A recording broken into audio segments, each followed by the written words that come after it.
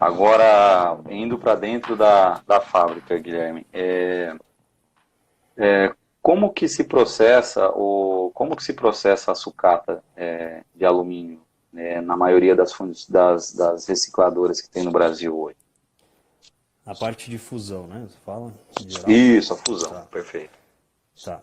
A fusão, ela se consiste, né? Hoje a gente, para trabalhar, hoje a gente utilizou o forno mais recente aí, um dos melhores é o forno rotativo basculante, né?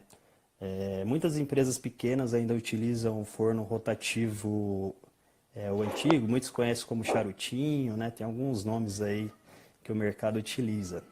Esse forno charutinho ou o forno convencional aí, seria um forno que o carregamento dele é de forma manual, né?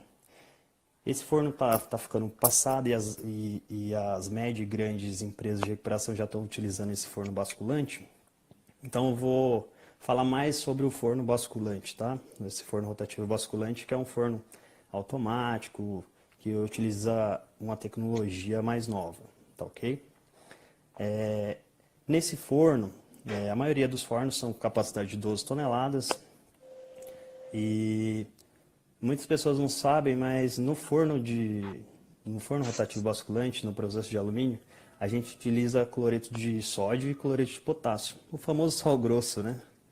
Não é só para Ah, tá. churrasco, a gente utiliza também para fundir alumínio. Por que que a gente utiliza o cloreto de sódio, né? Para ajudar a proteger o alumínio. Então, a gente utiliza esse cloreto de sódio, utiliza o cloreto de potássio, que é para a gente diminuir o ponto de fusão ali do cloreto de sódio, para agilizar no processo. Porque a gente só pode adicionar uma sucata a partir do momento que a gente tem o cloreto de sódio mais essa junção do potássio líquido.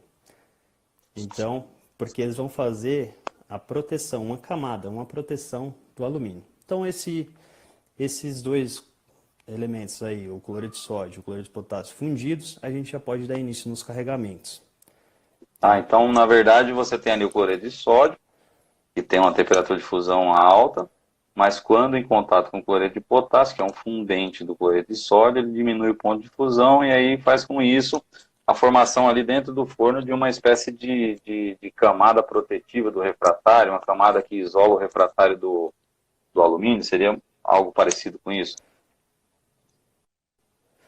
É, assim, a gente utiliza na fundição, né, na recuperação, uma porcentagem.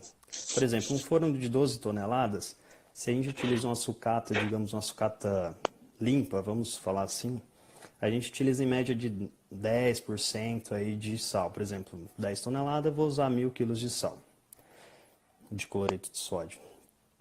Então, eu vou ter uma quantidade legal de sal lá dentro, né, de líquido, né, do cloreto de sódio. Ele vai fazer essa proteção do refratário, sim, porém a função dele mais é proteger o alumínio, porque eu vou começar a adicionar carregamentos. O meu primeiro carregamento, eu vou sempre carregar primeiro os materiais não ferrosos, porque eu vou aumentar muito, eu estou com a temperatura muito alta do forno e eu vou passar um período fundindo esse material. Então eu não posso jogar material ferroso nos primeiros carregamentos. Eu tenho que jogar um Ah, cavaco, eu fundo o cavaco primeiro, depois vou jogar uma lata, uma chaparia limpa. o material ferroso que você chama aí no caso é material que não contém ferro junto com o alumínio ali, não é isso? Isso, seria um cavaco que foi imantado, ele está isento de ferro. Seria uma lata, né, que a gente sabe que a lata não tem ferro, só tem o ferro da composição química mesmo. Então, a gente consegue ir administrando o teor de ferro, né? Porque dependendo da liga que a gente vai fazer, o grande vilão do alumínio é o ferro. Então, a preocupação nossa é sempre em controlar o ferro. Então, a gente faz um checklist ali de carregamento. Então, o primeiro carregamento vai ser o cavaco. Vamos fundir esse cavaco primeiro, para ele não ter uma perda.